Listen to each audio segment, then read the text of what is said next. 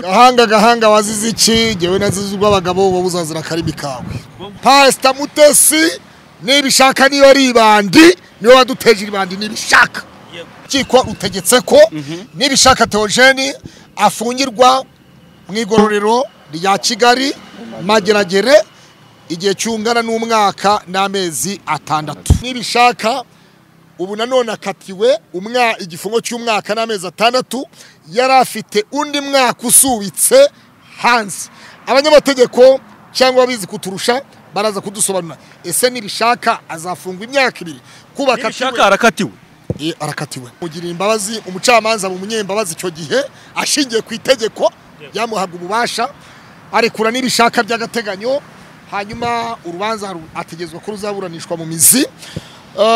Nibishaka gisohoka yahise ahitira kuri cano yitwa Zaburisha ageze kuri Zaburisha urabizi nawe akunda ibihiye uteka ntiyabishobora abatwa hari habaye umukwabo niba ari umusoro niba ari uwiki mu gihugu cy'u Burundi abatwa baravuga bati twebwe abatwa ntidusora twebwe nyene abatwa b'i Burundi ntidusora nyene none umukwabo wabaye w'i Burundi cyo gihe bamwe bajya kwihisha mu rubingo abandi bajya kwihisha mu biti abandi bajya kwihisha ahantu mu rwiri mu miringoti none habo mu miringoti barabivumbura aho mu miringoti baravumbura nabo mu biti barabavumbura bamaze kubavumbura none uwo mu rubingo aravuga ati je wo mu rubingo mwumve nkome nawe bamenya hana mugani aho gantu umwana kina n'ubwambo umwana kina n'imbyirose nanone ugiye kongera ivugira aho banza wumve se umwana kina n'imbyirose nta kina n'ubwambure bwase.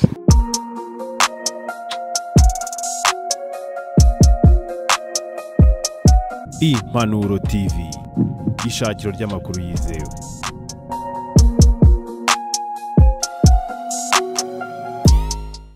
Twaje kumva isomwa ry'urubanza rya nibishaka Theogene wita umuhanuzi ndetse na Fredina benshi mwaje munyamigana agiye akorana n'uyu nibishaka Theogene. Uyu munsi rero yasomewe hano ku kiko rw'ibanze rwa Gasabo. Byagenze gute nibishaka wamanitse amaboko imbere y'umucamanza atakamba asaba ko yagabanyirizwa igihano ndetse yemera bimwe na bimwe mu byavuze. Tugiye kuganira hano na Pastor Claude kwa turi kumva bimwe mu byasomewe aba bagabo babiri. Ese nibishaka na Fredina bitandukanyije imbere y'abacamanza umwe akavuga ko yiregura ku giti cye n'undi yiregura ku giti cyewe umwe agasaba imbabazi ku giti cye n'undi agasaba imbabazi ku giti cye. Byagenze gute ibihano bahawe bose babihuje ese byagenze gute umucamanza afashwe mwanzuro byo tugiye kuganira muri kano kanya ngo ayikaze wakoze subscription ikaze TV Rwanda Urugendo TV ndetse n'Impanuro TV Day to Day ndetse na Kiranuka TV. Je nitwa Nepo. Pastor umeze neza? Ndaho ndashima Imana Nepo. Nawe sashimwe. Nawe umeze neza? Yes ahimbaswe.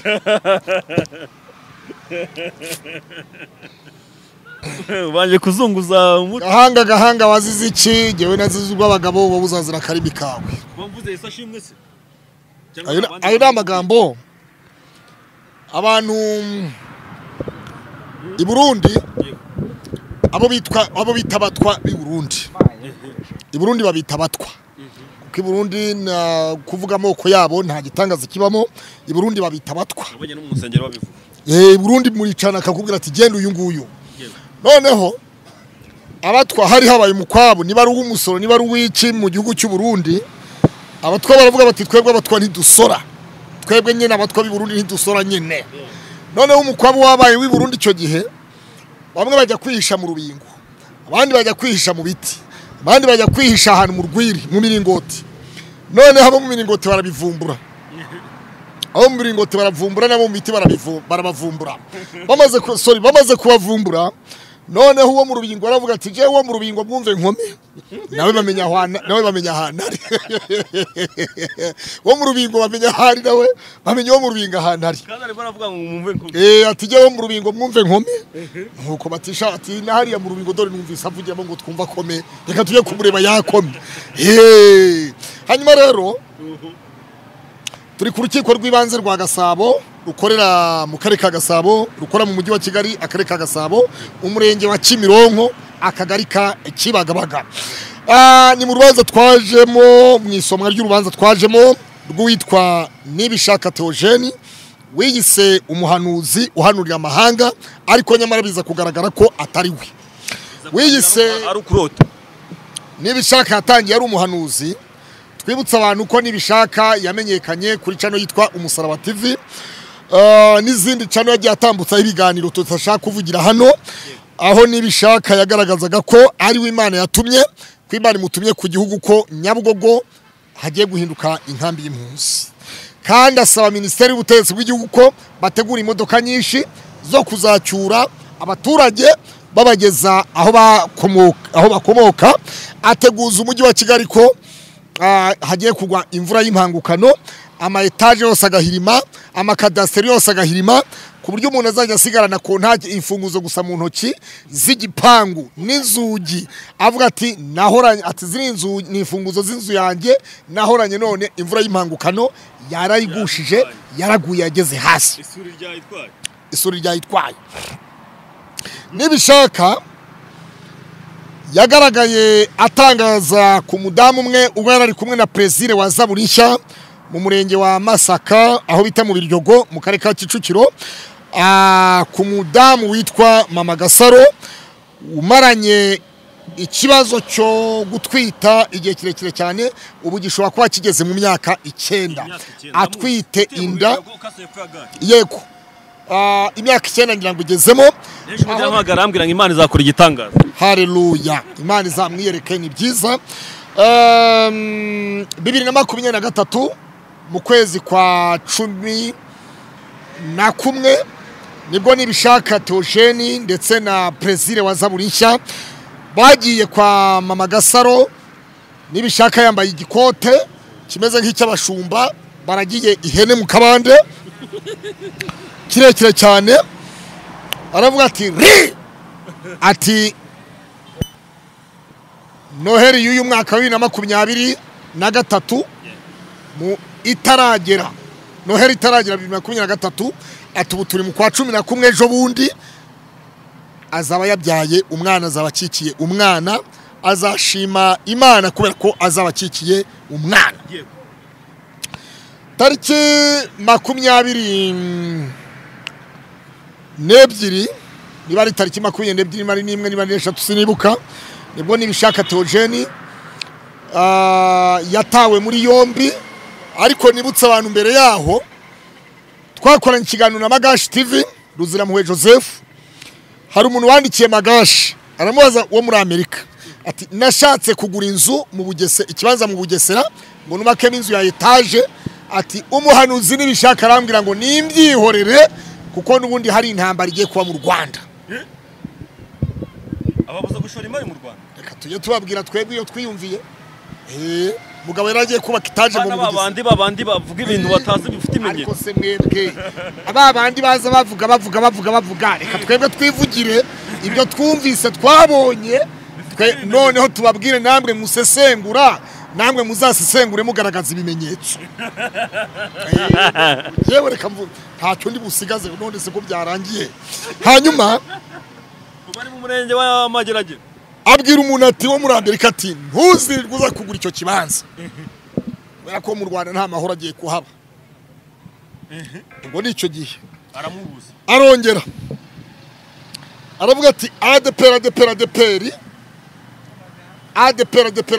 mube maso, ati uwitwa Pastor Ndayizeye Isayi agiye gusahura umutungo wa ADPR wose awutware mu mahanga mu Burayi, ati kandi ikindi ati awutware mu Burayi, ati kandi nagerayo azapfa nabi. Wabyumvise neza? Avuga umuyobozi wa ADPR ngo nagerayo ngo azapfa nabi mu Rwanda. Arongera ati umushumba wa ADPR Batsinda ayabateranya, ati Imana inamurutse. Arongera ati ADPR Gasave hagiye gupfa abantu benshi mu byitege, ati korari yose irapfuye irarimbutse, ati kandi n'urusengero narwo rurasenyutse. Arakomeza ati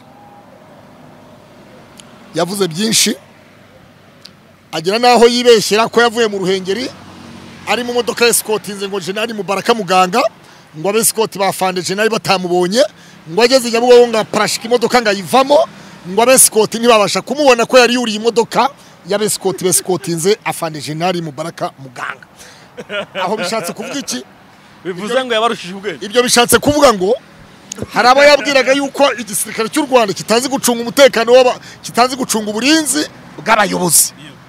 Igisirikare gicunga umutekano w'igihugu n'umukuru w'igihugu, kigacunga umutekano wa Central Africa n'umukuru w'igihugu wa Central Africa, kigacunga umutekano Cabo Delgado, Mozambique, kikajya Sudani, kikajya hehe se koko igisirikare cy'u Rwanda, Somalia n'ahandi. Aho hose igisirikare cy'u Rwanda ni nta makemwa. Uretse ndakubwira aho yabyivugiye ko yavangiwe. Nibishaka arongera ati uwitweza cyari Rukundo arasaze mugiye mu mwitege, arambara ubusa, ave Kimisagara yambaye ubusa nkuko yavutse mu nda y'umubyeyi wamubyaye, agena Nyabugogo yambaye ubusa, murabirebesha amaso. Arongera ati Karosi wowe niyo nzara yawe.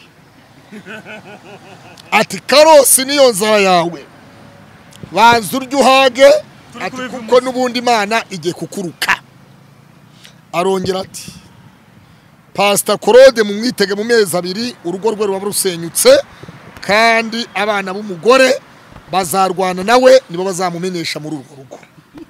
Amezi 2 yarangiye, imyaka ingahe birigiye gushira. Arongera ati ubwo turakimanukira, ati uwitwa Juste Hakizimana Pasteri arapfuye mu minsi 45, ndetse n'abana be 2 mwitege mu minsi 45 ikiriyo kwa Pasteri Juste. Arakomeza nibyishi yavuze ntasubiramo. Hanyuma kubyesho bundi noneho arongera ati niyo baba ibyo byose yakomeje kubivuga anyuze kuri channel yitwa Umusaraba TV y'uwitwa Nepo, usibye ko Nepo batagikorana n'ubundi batari bagikorana. Harya we witwa nde? Yitwa Nepo Urugendo. We n'Urugendo ntabwo ari Umusaraba. Umusaraba ngenda nta Musaraba ugendana. Umusaraba rero utakubayeho wapfa Umusaraba uranyobora. Aha, nibishaka yarakomeje avuga byinshi bitandukanye, akagaragaza ubuhanuzi bwo kwica, ntagaragaza ubuhanuzi bukiza igihugu, ahubwo yagaragaza ubuhanuzi bujyana igihugu mu mworera. Yakomeje yibasira itoro rya ADEPR, agera no kuri Anglikani mu Rwanda, agera no kuri Zion Temple kwa Gitwaza, aho yavuze ngo Gitwaza ngo Zion Temple wifatanyije na mugenzi wawe ADEPR, ngo nawe urarimbutse. Nibishaka rero ni byinshi ntabwo nabisubiramo, ni byinshi, hari ibyo nibyo ntibuka. None icyo gihe yarafashwe arafungwa. Mu gufungwa kwe yamaze iminsi 40 n'ingahe ari mu bugenzacyaha RIB ndetse na parike, anashyikirizwa urukiko. Muri iyo minsi 40 n'ingahe harimo iminsi ya RIB, harimo ya parike, harimo n'iy'urukiko kuburana no gusomerwa mu rukiko. Mu rukiko icyo gihe yazamuye Bibiliya, aravuga ati n'ukuri kw'Imana yo mu ijuru nzamuye Bibiliya, ndasaba imbabazi urukiko n'abanyarwanda bose muri rusange. Ati abana banjye nyakubahwa perezida, abana b'abandi bariga ariko abana banjye ntibiga.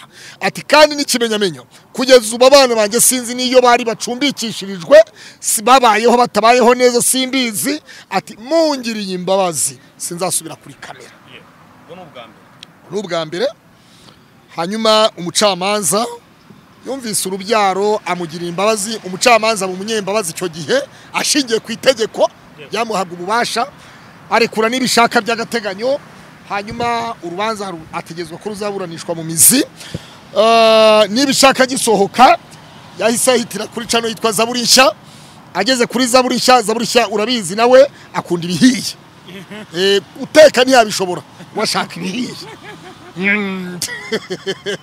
Wabyumvise neza, we yikundira ibihiye. Ikibuga cyateguye. Ashaka ikibuga giteguye. Zaburi ntabwo ashaka ibyo gutegura, ntabishaka. Icyakoze hari umudiaspora wamuhamagaye ati ndashaka gukora ibintu nibi gufasha abantu abanaba, nshakira abantu abanaba. Azemera ajye kubashakisha na se na nyina abajyane kure ko batabaho, hanyuma ashakisha icyatuma abo bantu baboneka. Ariko system ikorwa. Mu wiki system ariko igakorwa system igakorwa urabyibuka ku bana bikanyarira ndabazi uribuka abana bikanyarira wa mwana ngo w'umuhanuzi abana babiri bikanyarira yagaragaje basangira nyirarunonko nyirankono ibiki byose ko bibana mu nzu batawe n'ababyeyi kandi ababyeyi bari bahari bakoraga ikiganiro ababyeyi bicaye hirya wabyumvise muri tekinike yarabyo tuzabigaruka mu mwandiko muremure mu mwandiko muremure hanyuma urabyibuka nibishaka Theogene nyuma yakoranye ibiganiro uribuka n'ikiganiro yakoreye kwa Prezire agifungurwa avuga inkuru kuri Pastor Mutesi aravuga ngo Mutesi ndakubaha ariko Imana yambwiye kukubwira nzakubwira nushaka umugabo utari umudiaspora udafite uruhara rumeze nk'urwanjye umenye yuko Imana ubwo bukwitazaba iburimo umusaza asobana Atanazi wamubonye umubyeyi amahoro ni umuturanyi wanjye mu Bugesera kumusanga hano uriya se uriya ni umusaza ushobora gusanga yahaje nawe hari ibyo abayibereyemo byiwe uriya ni umusaza Asobana Atanazi mu gitabo umuyobozi wa gahunda kuri Radio Rwanda hamwe na ba Kamira Atanazi yego hanyuma rero byarakomeje nibishaka arongera akora ikindi kiganiro kuri Zaburi yakoze ibiganiro 2 cyangwa 3 se aho yavuga ngo umugabo wa Mutesi wa kabiri avuga ko Mutesi yamubwiye yuko ngo muri gahunda mu gitana tarashoboye ngo aricyo cyatumye batandukana ngo bwari ubuhanuzi bwani bishaka Theogene yego aho ari naho hanje akavideo kandi bishaka na Mutesi bari kuri channel yagira neza ya Mutesi ariyo yagurishije ejo bundi agakereye yindi shyashya cyangwa yaguze yindi shyashya ariho yavuze ngo nibishaka ndakubahura umukozi w'Imana nizere ko Imana itakunumyeho kandi ubuhanuzi bwawe nibishaka iyi Imana ikubwiye ikintu kirasohora ariho natangiye mvuga nti Pastor Mutesi nibishaka niyo ari ibandi niyo waduteje ibandi nibishaka urabyibuka ko nabivuze ejo bundi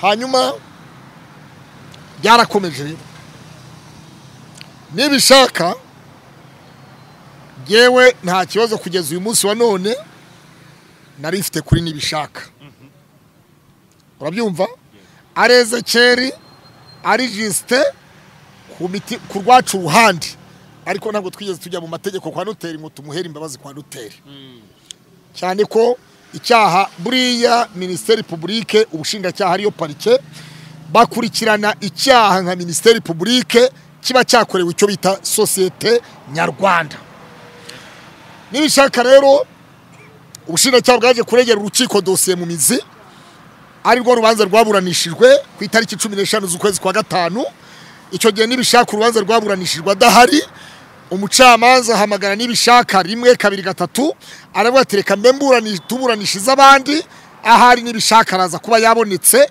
dusoje imanza z'abandi kumbe nibishaka yarari mu maboko ataraye ari muri ari afunye muri station ya Ribu Kicukiro kubyaha bigira kangahe insubira cyaha kabiri urubanza rwaje gusomwa umucamanza waburanishije rwa rubanza mu mizirwa nibishaka akatira nibishaka igihe hano cy'umwaka igifungo cy'umwaka usubitse mu mwaka hanyuma rero ubu nukuvuga ngo nibishaka ubu nanone akatiwe igifungo cy'umwaka n'amezi 6 yari afite undi mwaka usubitse hanze abanyamategeko cyangwa abizi kuturusha baraza kudusobanura ese nibishaka azafungwa imyaka 2 kubaka nibishaka arakatiwe ubu nari nkiza Damuru ufite mikoro hafi cyangwa uranyegera hafi kubera yuko wowe ubundi wahombye nagira ngo ujye kwiga kaminuza tuzagufasha kwishyura kaminuza mu ishami ry'amategeko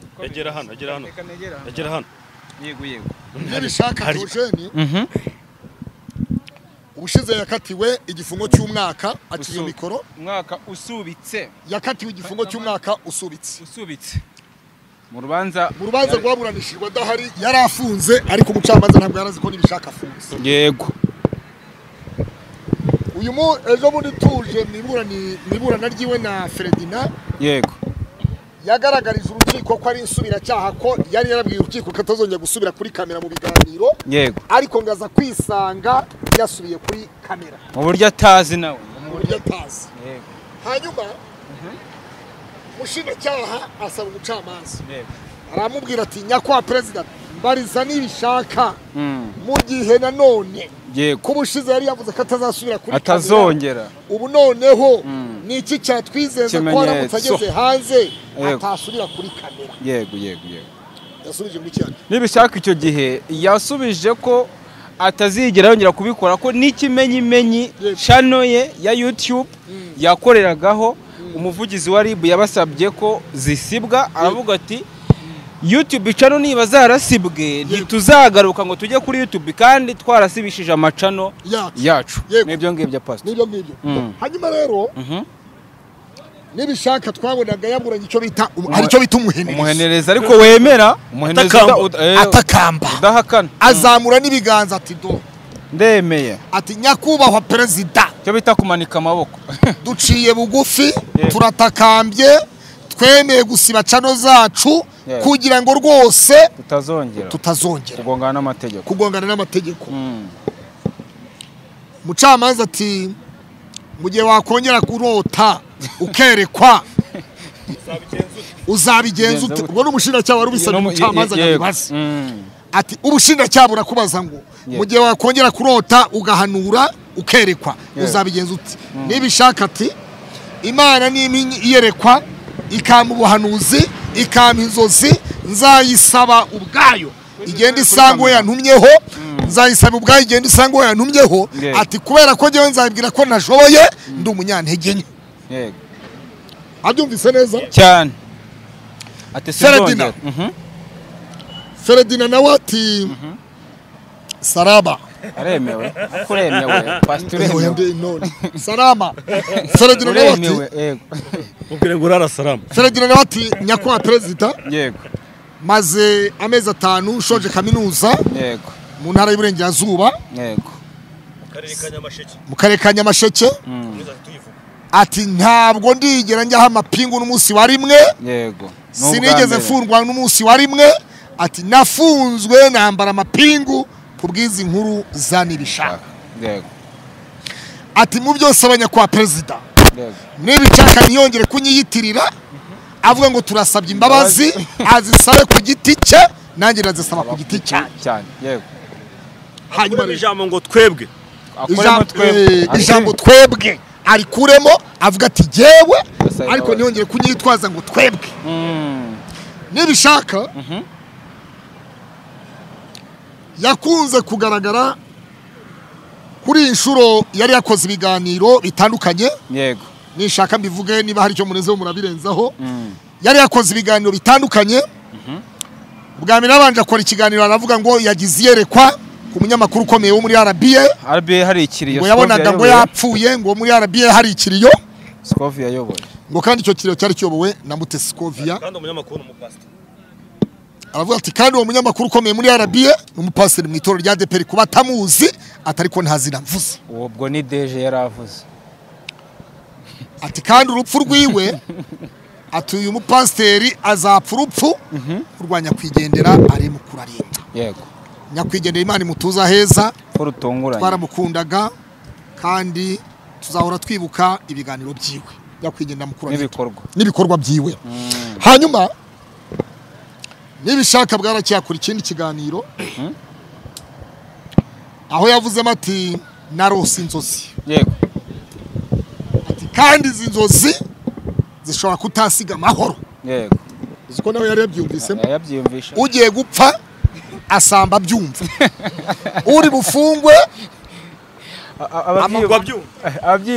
injegeri cyangwa se amapingu atangira kumva ibyokere bimwokera ku kaboko atabizi neza akibaza atari kibi nibiki. Yego yita kurota ariko nibwo yakoranye ikiganiro na Ferdinand ngo yari yamwangiye gukora ikiganiro ko bakorana ikiganiro yari yanamwangiye. Ferdinand yanze ko aramubwira ati simeze neza aramubwira ati simeze neza ntabwo twakorana ikiganiro ati numva ntameze neza. Nibishakaga aramwinginga aramubwira ati mbabarira ndashaka ikiganiro cyo gushyiraho kubera ko nkeneye ikiganiro cyo kwa promotinga. Hanyuma Ferdinand nawe ngo yemera kumukoresha ikiganiro ngo hari n'umupasiteri witwa Noah Pasiteri Nowa mwamubonye hano hanze yarari nahari mwamubonye Nowa. Hanyuma Ferdinand aravuga ati ikiganiro kigeze hagati nanjye byabaye ngombwa ko mfataho igice cyaho ikiganiro kigeze mfata footage yacyo nanjye naracyaporodinze. Ati muri icyo kiganiro havuzwemo byinshi bitandukanye ariko dore byavuzwe muri icyo kiganiro kindi harimo ko Imana yamweretse ko ADPR yapfuye ko uyu munsi wa none ADPR itakiriho kwizongera kubaho impunzi zose aba diaspora bose nyarwanda batahutse yewe na aravuga ngo jambo rikomeye aravuga ngo Pasiteri Nsanzurwimo ngo ntabwo azagwa hanze ndetse na Pasiteri Samuel Usabwimana ngo bose bagomba gutahuka mu Rwanda. Agerekaho ijambo rivuga ngo na ya FDR rimuvuga nayo izaba yaratashye kugira ngo ADPR isubire ku murongo. Tukibaza rero ese FDR nizaza gushyira ku murongo ADPR ikibazo wabyumvise? Yego rero njya bacira umugani ahubwo umwana akina n'ubwambwe umwana akina n'imbyiro ze nanone ugiye kongera ivugira aho banza wumve se umwana akina n'imbyiro ze ntakina n'ubwambure bwa se. Umugani uciriye nde wakurikiye hano uyu mugani muciriye nibishaka yawe byose hari yaza nafungurwa za kibona iki kiganiro. Yego kugira ngo ubutata azongera gukina n'ubwambure bwa se kuko buriya gusebya igihugu cyawe ntawe bitandukanye no gutema igiti cyicaye hejuru ugatema amashami y'igiti wicaye munsi ya cya giti amashami akaguca umutwe cyangwa akakunuburamo amaso. gutema igiti cyicaye wabyumvise neza?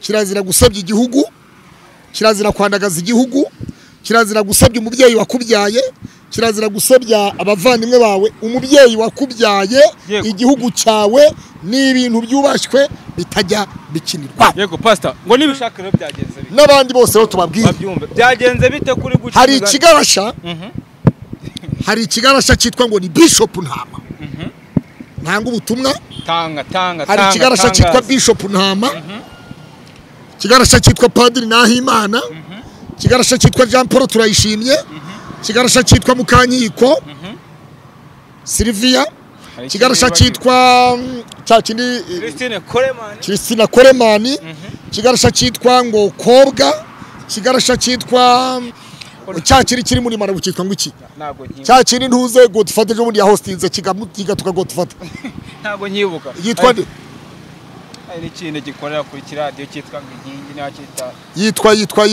yitwa Jean Paul Turayishimye hari n'uwundi mu wa wundi Godfather ya hostinze jo bundi agatuka Godfather. Hanyuma hakaba n'ikindi kigarasha cyitwa Mugirente Aristide icyo cyo muba wabyumvise kuri thumbnail ihoraho ibyo bigarasha byose n'ibindi bigarasha byose amakarita tabara yose baho ubutumwa mbahaye nibareke kwambara ubusa kandi bari basanzwe bambaye imbere bari mu Rwanda bari bambaye nibareke kuba basaze ngo biyambike ubusa. Yego pastor ngo byagenze bitire ko nibishaka tuguhishe ku myanzuro nibishaka rero ku myanzuro byagenze bite uyu munsi kuri itariki ya 5 z'ukwezi kwa 6 2025 ku isaha ya 8 zuzuye. Yego ku isaha 8 n'iminota 15 gutyo n'8 makumyabiri nibwo umucamanza waburanishije urubanza rwa Nibishaka Theogene ndetse na Ferdinand wari ufite channel yitwa Zaburi Yacu TV. Umucamanza ashingiye ku bubasha ahabwa n'itegeko ashingiye ku birego ubushinjacyaha bwashinjaga Nibishaka Theogene na Ferdinand ashingiye ko Nibishaka Theogene atari ubwa mbere aburaniye mu rukiko rw'ibanze rwa Gasabo asaba imbabazi avuga ko atazongera ibyaha atazongera gukora icyaha ashingiye ko Nibishaka yongeye gukora icyo bita insubira cyaha akajya kuri kamera akajya gutangaza ibihuha no gukoresha ibikangisho akoresheje uriya remewe urani inshuti yanjye urumva agakoresha ibikangisho akoresheje mudasobwa imbuga nkoranyambaga agaragaza gupfa kw'abantu kandi batarapfa agaragaza gutera agahinda abana b'ababyeyi ko base na ba nyina bapfuye ikindi kandi agaragaza atangaza ibihuha aho yavuze ngo umuriro wa Pentecote niryo toro ryonyine Imana yemera kandi umuriro wa Pentecote wibuke ko ubuzima gatozi burundu bitewe n'amakimbirane yabagamo hari hatangiye kuzamo n'inyigisho z'ibinyoma n'ivanguramoko mu banyarwanda akaba ari ryashyigikira wabyumvise neza ibyo byose niko byavugwaga ariko kuri Pentecote niko twabyumvise bivugwa byaravuzwe byarahwihwishijwe byaravugwaga rero kubw'iyo mpamvu umucamanza yanzuye ku rukiko rutegetse ko nibishaka Theogene afungirwa mu igororero rya Kigali Mageragere igihe cyungana n'umwaka n'amezi 6 akazafungwa umwaka umwe n'amezi 6 nta gisubiko kirimo kuri nibishakaho wabyumvise hanyuma Fredine akatiwe igifungo cy'umwaka umwe n'amezi 6 agasubikirwa umwaka agafungwa amezi 6 uwo tubabwire ngo Uwiteka abarebera icyoroshye kandi Bibiliya iravuga ngo uwicisha bugufa kuba Uwiteka ingorano ye niki n'ubukire n'ubugingo hanyuma biri kongera kavuga ngo nimwemera mukumvira muzabya ibyiza byo mu gihugu ariko nimwanga mukagoma inkota y'Uwiteka izabatsinda rero Ferdinand mu by'ukuri yaratakambye atakambira urukiko asaba imbabazi agaragaza ko aribwo bwa mbere ko atigeze rwose akora tabikoza bikwiye ku mutima ko atabyegereje umutima ko asabye imbabazi ariko kandi ubutabera bwitwa ubutabera urukiko n'urukiko niyo mpamvu urukiko rwitwa urukiko hari ibyo ruba rwasuzumye wibuke yuko ubushinjacyaha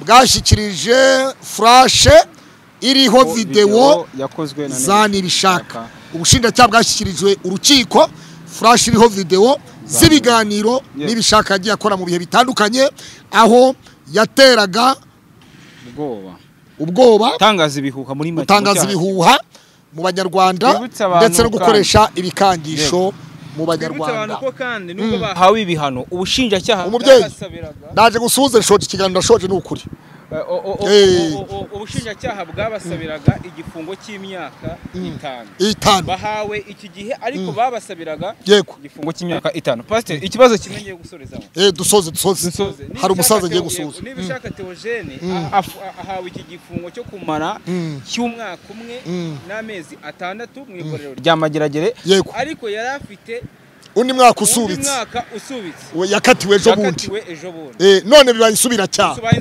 kandi wa mwaka igihe wasubitswe nturangira ibyo azawukora bibi imyaka 2 n'amezi 3 cyangwa se azakora umwaka n'amezi 6 bo hagendewe ku umucamanza wa mbere hari ibyo umucamanza wa mbere hari ibyo yategetse yakase igihano cy'umwaka usubitse mu gihe kingana n'umwaka none hawe wa kabiri uyu munsi amuhaye umwaka n'amezi 6 bitarimo igisubiko ubwo wateranyaho wa undi usubitse mu gihe cy'umwaka ubwo n'ingamba mu gukora ubwo ni imyaka 2 twe ntabwo turi abanyamategeko banza wumvese uretse ntabwo twe turi abanyamategeko reka tuzashaka umunyamategeko azabitubwira tubashimire mwese rero abakurikiranye Ikaze TV Rwanda mukore subscribe na kina comment Urugendo TV Impanuro TV Day to Day TV twari turi ku ngoro y'ubutabera urukiko rw'ibanze rwa Gasabo aho twari twaje gukurikirana isomwa ry'urubanza ubushinjacyaha bwarezemo nibishaka Theogene witaga umuhanuzi ndetse ari kumwe na Ferdinand amahoro n'amahirwe akomeze kubana buri muntu wese ukurikiranye ibiganiro byacu nakagaruka hanyuma tubabwire ngo turabakunda mwese Kiranuka TV mukore subscribe kuri Kiranuka TV nayo ndabashimiye cyane Pastor Claude kubw'Ikaze TV Rwanda ndetse Musa ndavuga ngo na Kiranuka TV n'impanuro n'ibiki ba nyirabyo barahari natani kuri kamera tumushimire cyane kwizera namwe ciao nakagaruka